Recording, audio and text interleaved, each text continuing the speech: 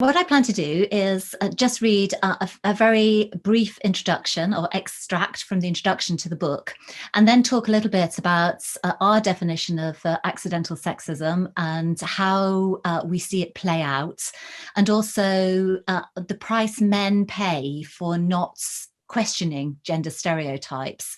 So I will introduce all of this and then we'll leave plenty of time for us to all have a conversation and a discussion about it. So this is from the introduction. Men have largely been silent about gender balance and inclusion. Contrary to some people's belief, few men deliberately exclude or overlook women or try to impede their progress.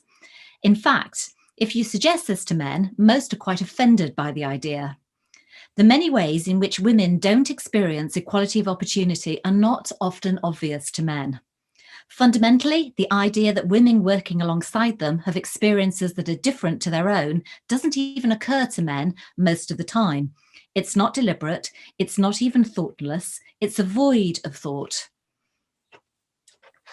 Maybe this is not surprising because men have grown up in a world where for generations, man's view is continuously written as the view. Men don't set out to be sexist in their approach, but the outcomes of their behaviours are often sexist. It's completely accidental. And this accidental sexism inspired the title of the book. So who is this book for?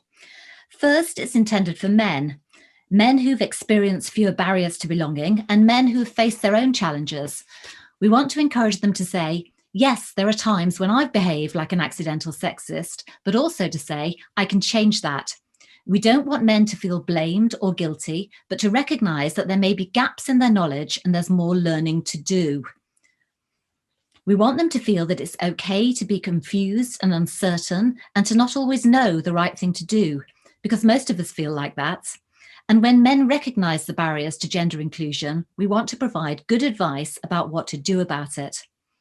It would be great if women read this book too. Women who've thrived and women who've experienced that career death by 1,000 paper cuts.